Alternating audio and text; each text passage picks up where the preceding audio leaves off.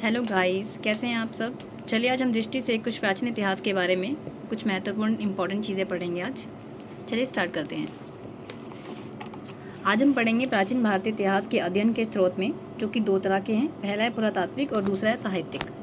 पुरातात्विक स्रोत जो है वो अभिलेख, स्मारक एवं भवन, सिक्के, मूर्तियाँ, चित्रकला और मोहरे की बात करता है।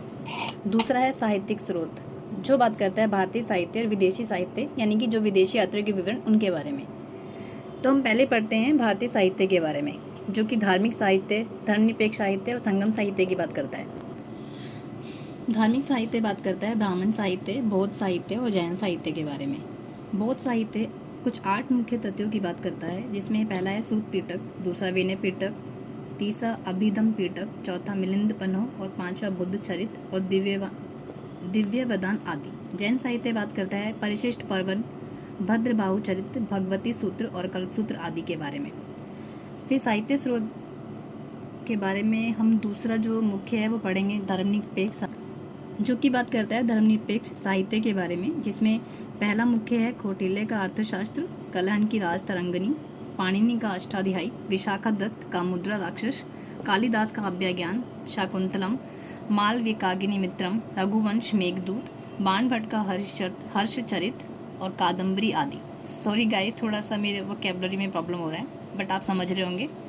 तीसरा बात करते हैं संगम साहित्य के बारे में, जो कि तिरुकुरल, शिल्पाधिकारम, मणिमेखल्य, जीवक, चिंतामणि आदि।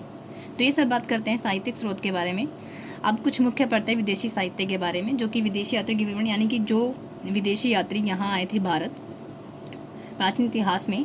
पहले थे यूनान एवं रोम के लेखक, जो थे मैक्सनीज, टोलेमी, हेरोडोटस, निराकस, अरिस्टोबुलस आदि। चीनी लेखक थे फाहियान, हैनसांग, इत्सिंग आदि। आप इनके बारे में तो बखूबी जानते होंगे, ये तो काफ़ी महत्वपूर्ण है। और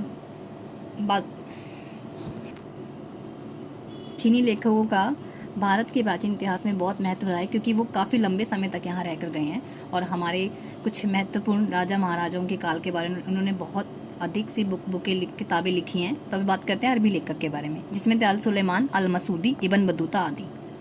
चलिए अब हम बात करते हैं कुछ ब्राह्मण साहित्य के बारे में।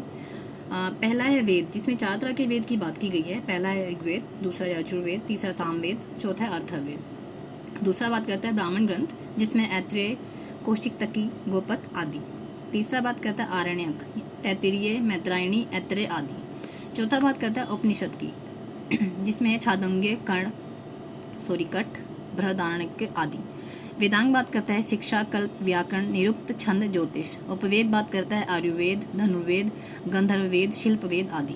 शर दर्शन बात करता है सांख्य, योग, न्याय, वैशेषिक, पूर्व मीमांसा, उत्तर मीमांसा। महाकाव्य रामायण, महाभारत। पुराण विष्णु पुराण, भागवत पुराण, शिव पुराण, गरुड़ पुराण आदि। और स्मृति बात करता है मनुस्मृति, नारद स्मृति, याज्ञवल्क्य स्मृति आदि।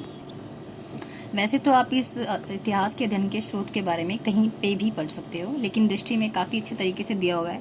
ईजी टू लर्न है, आप इसे एक अच्छे नोट्स के तरीके से भी लिख सकते हैं, जो आपको ईजिली लर्न हो जाएगा।